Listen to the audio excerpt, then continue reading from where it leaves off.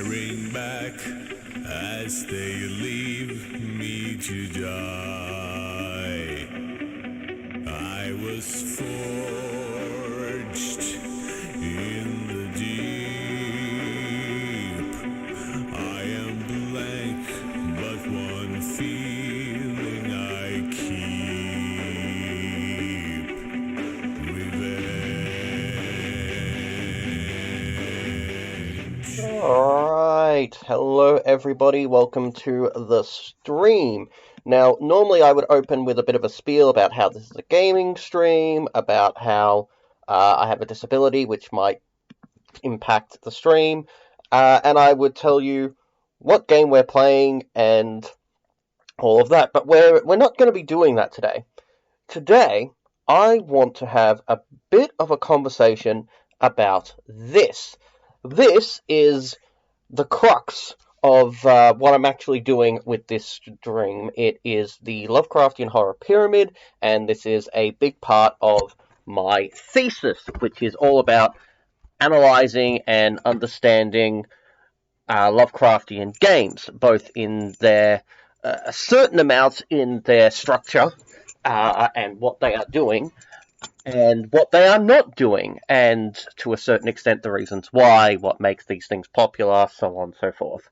Now, a lot of those points I do not go into depth on, because for the most part what I'm trying to do is I'm trying to go, this is what the definition is, or at least a definition that I will be working with, and this is where all these games line up in relation to that definition, and then trying to understand information from that perspective. So this is the bulk of what my thesis is actually about. It's about developing this tool for analysis.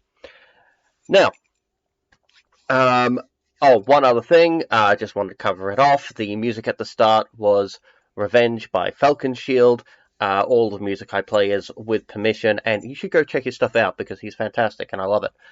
Anyway, so what I wanted to get into is this side of things. So if you've been watching the stream, you've seen me bring up this pyramid a few times before, and you might notice that this side of things looks a bit different to what you've seen previously. So, first off, you've got the numeric scale on the side here.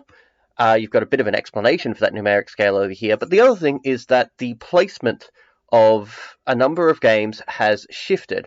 For example, I've taken these two out because I've decided I do not have enough information yet to decide where they should go. And that is partly because a few things have shifted. So the forest used to be over here, and it is now here. Darkest Dungeons has actually moved up it's moved down. So Darkest Dungeon and Cultist Simulator were both around here, and the Terrible Old Man was here, and I had put Stygian over here and Conan down here, but those have gone. Now, the reason for this change, for why everything is being presented a little bit differently, is I have changed how I'm looking at the definition to a greater or lesser extent. So, previously, what I had was I had a breakdown between here's a aesthetic definition and here is the horror side of things, and I was looking at it on that. And I'm still doing that. But I had a list of 19 points of what fundamentally defines Lovecraftian horror as opposed to any other type of horror. So a lot of people, just as a basic example, equate Lovecraftian horror to being cosmic horror. But there are significant parts, like there are a lot of stories of Lovecraft that aren't cosmic horror at all. And you should ask the question, what differentiates Lovecraftian horror from any other cosmic horror writer? Now, there's a few potential answers for this. I've come up with mine as part of my overall analysis, which is largely based on the works of Joshi, not so much Bernard Perrin helped for approaching the framework, which is where the pyramid comes from. This is based on Bernard Perrin's pyramid of scary video games. And there's a few other authors who I've been based off of, whose names I am not immediately recalling right now, but they come from stories like the Age of Lovecraft, not stories, academic texts, etc. Anyway, I do have a full bibliography of sources, it's just not in my head right this second. Regardless, so what I had been doing is I had been basically sitting down and going, okay, so these are the horror elements, these are the aesthetic elements, but I had a bunch of elements that were focused on areas that at the time I didn't necessarily consider to be either aesthetic or horror, but were largely supplemental. And the more I thought about it, the more I engaged with some of these video games, the more I was seeing, oh, this is how it's presenting this information, the more I realized there's a few more things that come under the aesthetic side of things than come under the horror side of things, then, like, the same data points, but I was looking at them a bit differently. So, aesthetic to most people, and to be fair, largely to myself when I started working on this, I felt it was more about the visuals. But as I've spent more time at it, I feel like, no, it's more about the feel. So, the horror, you can look at that as the source of the horror. What is the subject matter being tackled with, presented, so on and so forth.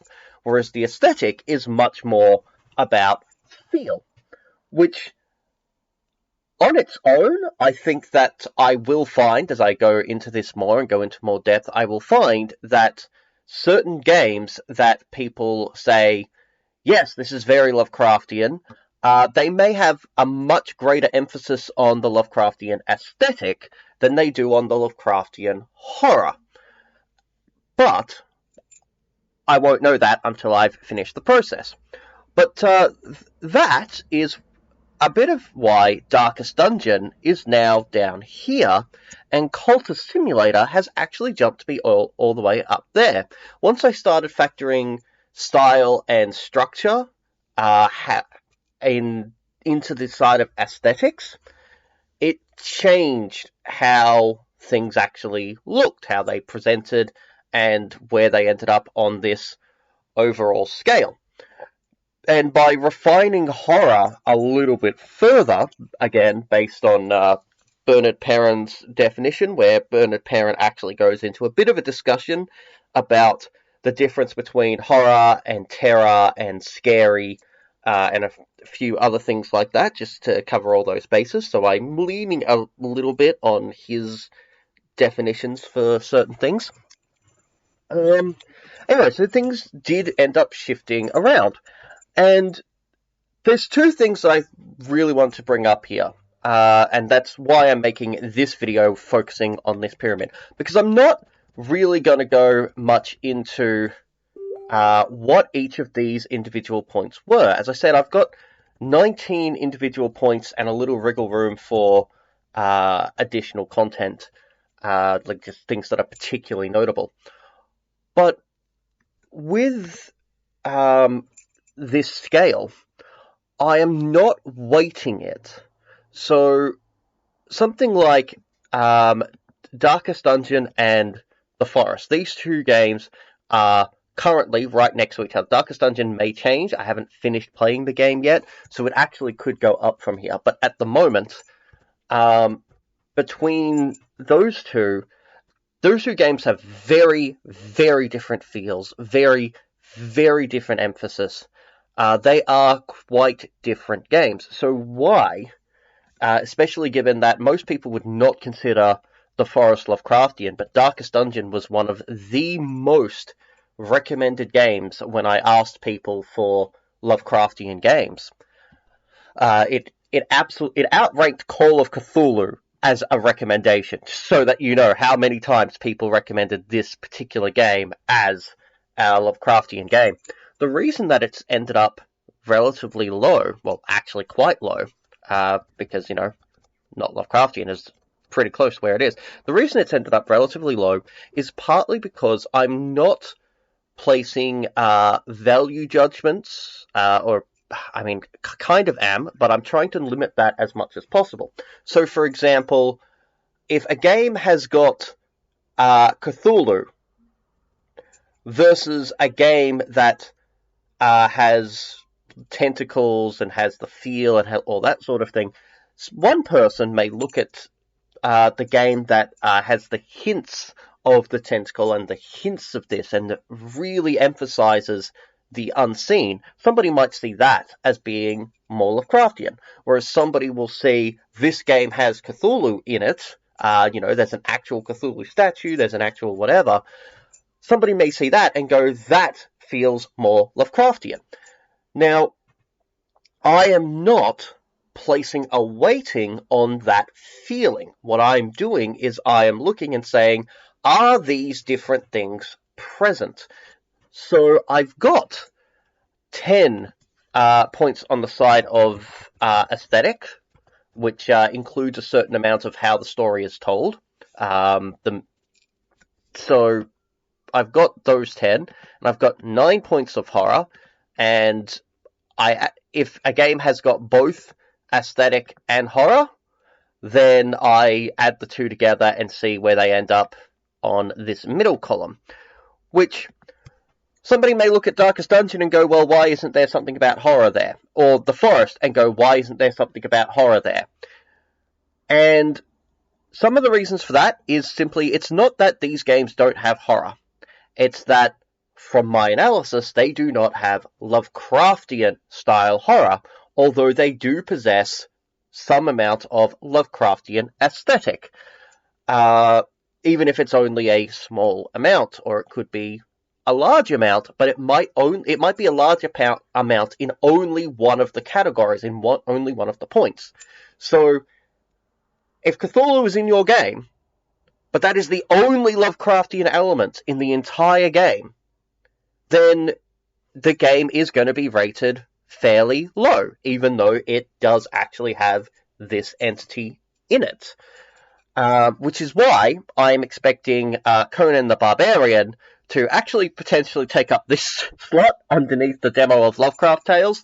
Those of you who watched the demo of Lovecraft Tales, the only Lovecraftian element in that was the opening, and that was for two reasons. One, because it was a platformer, which only had the first level of the game, so we didn't really get into any of the story. All we got was the cinematic and a bit of gameplay. So it got the demo. I really need to emphasize the demo got a really, really low score, but the full game might not. Whereas Conan the Barbarian, I haven't played enough of the game to have seen all of the Lovecraftian content. I've been told that there is more Lovecraftian content than I have currently seen. But the Lovecraftian content I have currently seen is, hey look, there's a reference to Yog-Sothoth. And that's it. It's Yog. Here's Yog. We're done. Which really isn't much to go by. So Conan the Barbarian would end up being, at present, quite low. But again, I have not played nearly enough Conan to make a verdict. Darkest Dungeon, I think I have. I think I've played enough of Darkest Dungeon to make a verdict. And you might disagree. You might think that it should actually go higher. But this is where I am coming back to it. I'm trying to not place a value on the content. I'm just trying to list the types of content that are present. So it's about how many points of the definition these games strike upon, not how big of an emphasis there is on any one of those points. So that is being presented as a bit of an explanation as to why certain games may end up in places you don't expect. The other one that I really wanted to touch on, well, I actually kind of really want to touch on these two. So The Terrible Old Man is an adaptation of a Lovecraftian story. So you would think that it would actually be much higher. But see the same comment I made about Darkest Dungeon. Yes, it has a number of Lovecraftian elements, but it also doesn't have a lot of others. And this is where it's worth noting that most of my definition of Lovecraftian horror is based on when Lovecraft had, to quote Joshi, mastered the art. So a lot of his early stuff, a lot of Lovecraft's earlier stories, if you put them side by side with the works of Edgar Allan Poe, you can't really tell the difference. As time goes on, Lovecraft develops more and more of his own style, and he opens up his own type of horror. And that starts coming to the fore, like we really start seeing that from the 1920s onwards. But really, he's nailed it from about 1925 onwards. After that point, you start getting the works that he is most famous for, which includes, of course, Call of Cthulhu, Dunwich Horror, Innsmouth. There's a lot of those stories that come from 1925 onwards, actually, for the most part, from 1926 onwards. But a lot of them are coming from that period. Terrible Old Man was written in 1920. So it comes from, like, there are plenty of elements of what Lovecraft, Lovecraftian horror, but they're not all there. Also, it's worth keeping in mind that The Terrible Old Man is a very, very short story.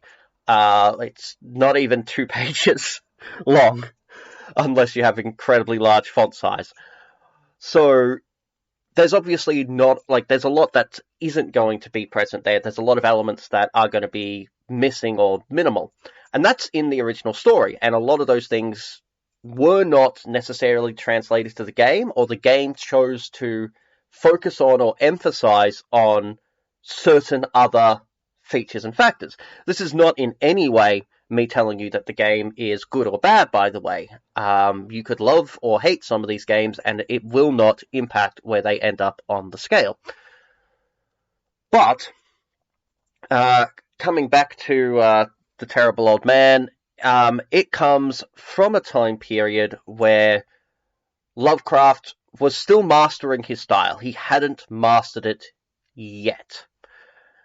Now, there's one other important thing that I really want to raise from this, and that is that while I have leaned a fair bit on the works of Joshi, I agree with him in a number of areas. I don't agree with him in a number of others, and I tend to agree with more recent scholarship on certain points and certain factors.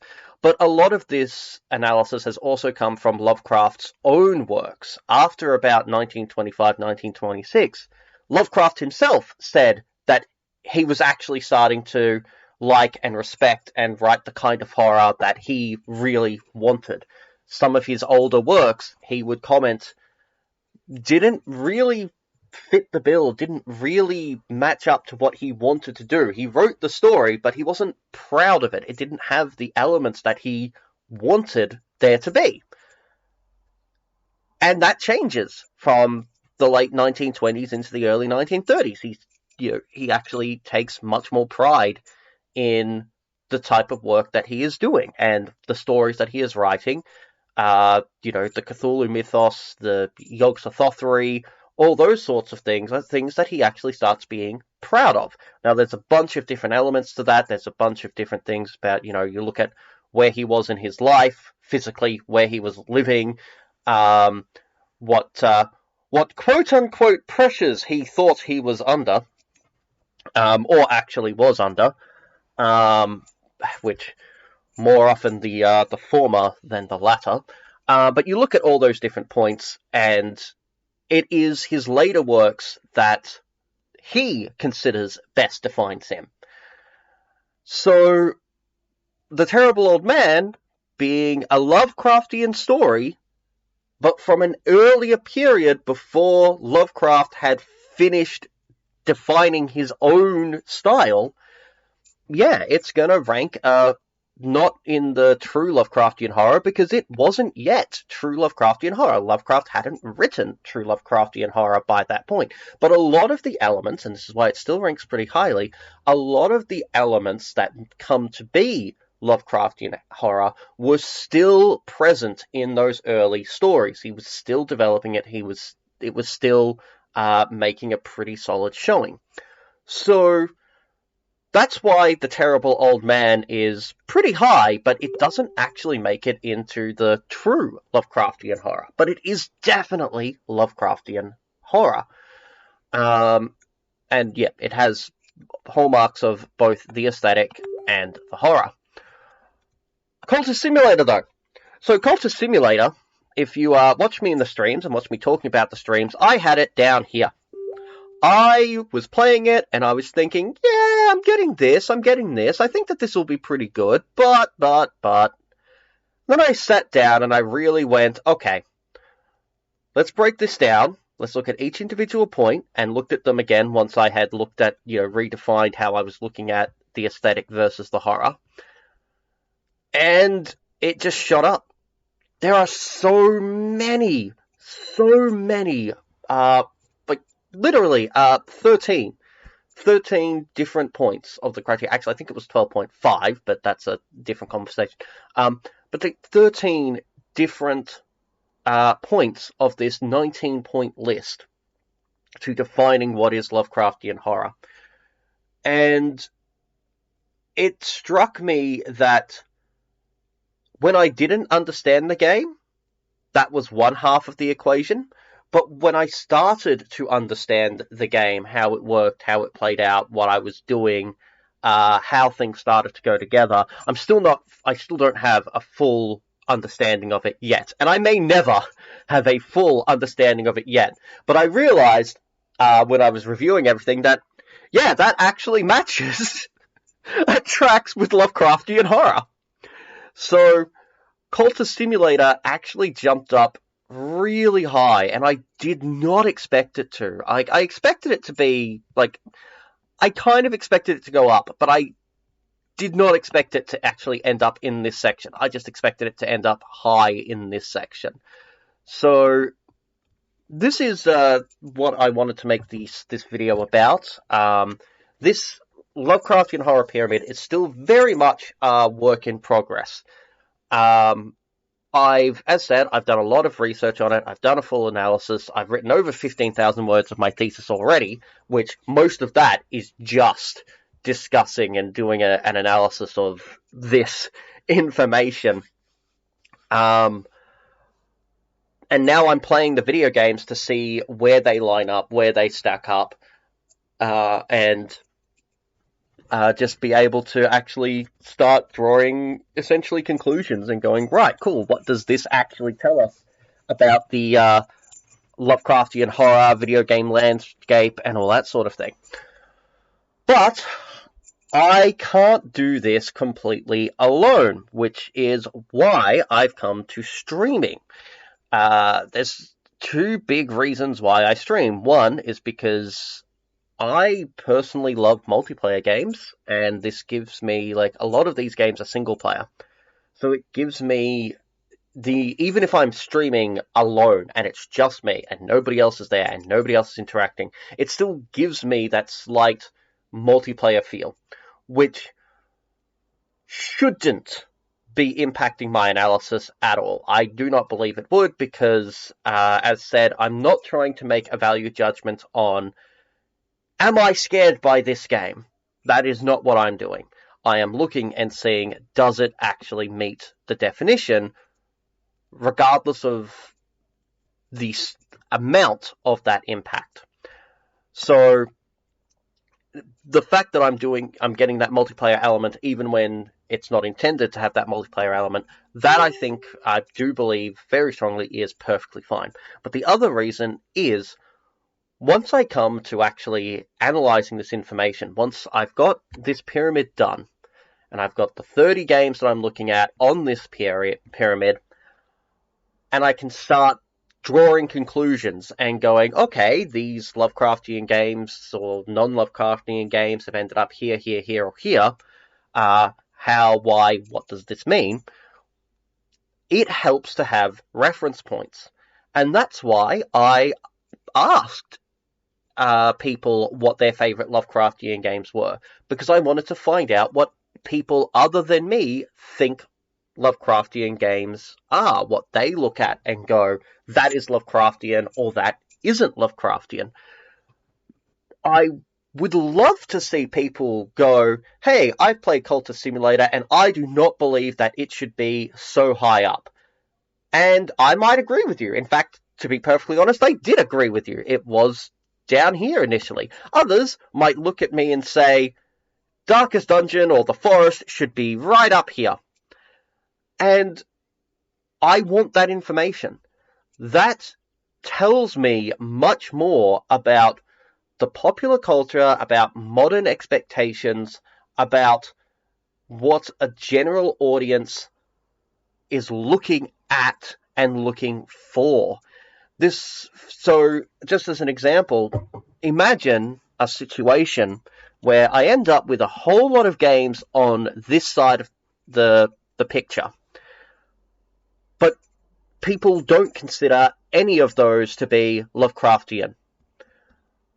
But all the games that end up on this side of the picture end up being the most recommended and the most, this is a Lovecraftian game.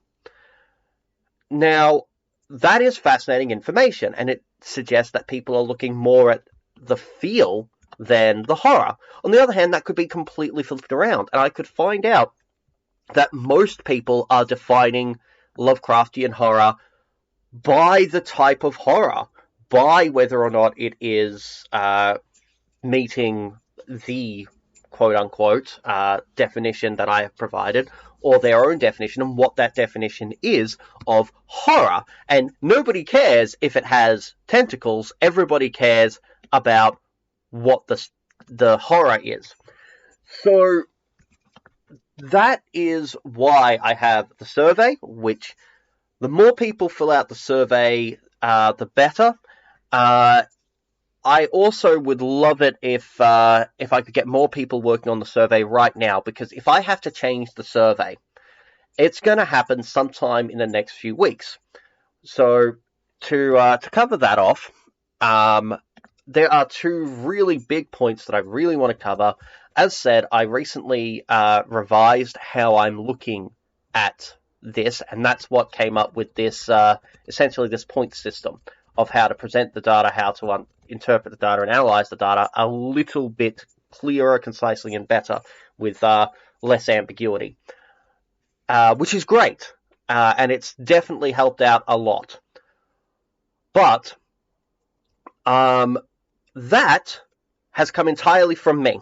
That has come purely from me looking at my own thesis, looking at my own work, playing a few of these games and going, right, how is this working? Is it doing what I want? Oh, it's not quite doing what I want. Is that an issue in what I've done? Or is it an issue in how I'm doing it? Which is great. Like, that is the process of, testing, refining, going back and forth. But notice that I said that that is me. I have not yet received any feedback from my thesis supervisors, so they may take a look at it and in their expertise go, actually, you missed a couple of points. Actually, you've missed this. Actually, you really should focus on this thing. So once I get that feedback, something here might change. And at the same token, with the survey, I am using a free web browser for doing the survey. Let me it's just free Survey Maker. And I don't yet have enough results. Not enough people have done the survey for me to start taking those results and going, right, this is how I can manipulate the data. This is how I can, does it give me bar graphs? Does it give me a bell curve? Does it give me, can I look at it and go, yeah, this is all of the games or just this game? I just want to see the data for this one game. I don't have enough information, I don't have enough responses to really be able to see those differences. Uh, and that's a problem. So I need to get more people filling out the survey. But the other thing is, I don't know if you can fill the survey out twice. Now, I've had a few people who have filled out the survey. Some of them have left their names, others have not, which has been great. But everybody who's filled out the survey and left a name has only left their name once. I only have one from each of them, which becomes a bit of a problem because right now I don't know if you can give me a survey for Conan Exiles, Cultist Simulator, Darkest Dungeon, the demo of Lovecraft Tales, The Forest, Stygian Reign of the Old Ones, or The Terrible Old Man. Like, if all of you have done this, but then the survey will not let you do it a second time, or will not let you do multiple submissions at all, then this survey isn't good. It will not give me the information I'm after, because I can't look at each game. And it means that either I would have to make a survey for each individual game, which I'm perfectly fine with doing, by the way. It's just I need to know that I need to do that. Or it means that I need to pick an entirely different survey website or service. And I'm happy to do that, but I can't make that decision without the initial information. So if you are watching this and you want to help out, just jump online and fill out the survey. Take a look at any of the streams I've done. If you've played any of the games before, that's even better. And give me your impression of these games. Now, what I'm probably going to do, because I'm going to have a certain amount of corrupted data by doing this, because obviously, for a game like, say, Stygian Reign of the Old Ones, I haven't finished playing it. Most of you probably have never played it. If you've got any experience with the game, it's probably because I just played it, and you watched it. But because I'm not finished, it'd be impossible. Well, it's not impossible, but you could only give a preliminary impression. You couldn't give an informed impression. On the other hand, The Terrible Old Man, you watched the entirety of my gameplay, because that entire game is 20-25 minutes long. So you could easily give me the full response to that gameplay. But it means that your review, if you did both of them, your review of The Terrible Old Man is not going to be the same as your review of Stygian Reign of the Old Ones, because you have either watched or played through the entirety of one game, but you have not for the other. So, in theory, my preference is fill out the survey when it's done. Like, once I finish playing the game, if you have at least played the game through once yourself, fill out the survey, and fantastic. But I can't afford to wait that long. A lot of the games that we are playing are very grind heavy, and before I move on to playing the other 20 plus games that I have to play, I really want to make sure that this survey is going to do what I need it to do. So I need to get more responses. I need to expose whether or not this survey is good, or if I have to make multiple of them. And I need to do that before I can continue. So that, aside from explaining this pyramid, is the purpose for this video right now. It will be uploaded onto YouTube. It will be probably linked if you're watching this. I'm hoping that it's probably because I've posted it in your group, or somebody has linked it to you and you've gotten an idea, okay, this is kind of what he's doing. If so, please go back and watch a couple of videos. I actually recommend go to the demo of the Lovecraft Tales, because it's the first one I did, and I honestly think it's the best introduction to what I'm doing. Conversely, you could also watch The Terrible Old Man, because that's, again, you can get the complete game by doing that. But if you are watching this and it is relatively recent, please fill out the survey. On the other hand, if you're watching this and it's been several weeks or potentially even months down the line, and I've already gotten that information, I have, changed the survey or replaced the survey service, this pyramid may even no longer look the same by the time you get around to doing the survey. I will update the link that is in the description. So you will find the survey link, whatever the most up-to-date survey link is, will be found in the description. And I will actively go back through all of my videos and change to whatever the appropriate link is so that you can work with it. The only other thing that I will ask, of course, is the pyramid that I was using a week ago is slightly different to what this is now. So in however many weeks, months, if you're coming to this in the future, the pyramid, again, may look quite different. I don't think it will, but it may end up looking quite different. And if that is the case, then I will work out how to put a link to an updated version of this video where I discuss the whatever changes I've made, whatever feedback I've gotten, and you can watch that video and make your decisions and add your input from there. But for right now, this is what the pyramid looks like. This is where we are going forwards. And the more help that I can get from all of you, your friends, your families, anybody who happens to be interested, the more help I can get, the better. That also applies to my streaming personality and the fact that I ramble on so much. This is completely unscripted. I am still getting used to the idea of actually having a script and having some notes and trying to play off of said script points. It's a learning curve, and hopefully I will be either much better at following a script or much better at freeform in future. And heck, I am absolutely open to any level of advice, criticism, constructive criticism that you can offer. So, please edit the videos before uploading them to YouTube. That might be a good one. At the moment, I'm just recording them, streaming them to Twitch, and then transferring them directly from Twitch to YouTube. And in future, maybe I won't do that.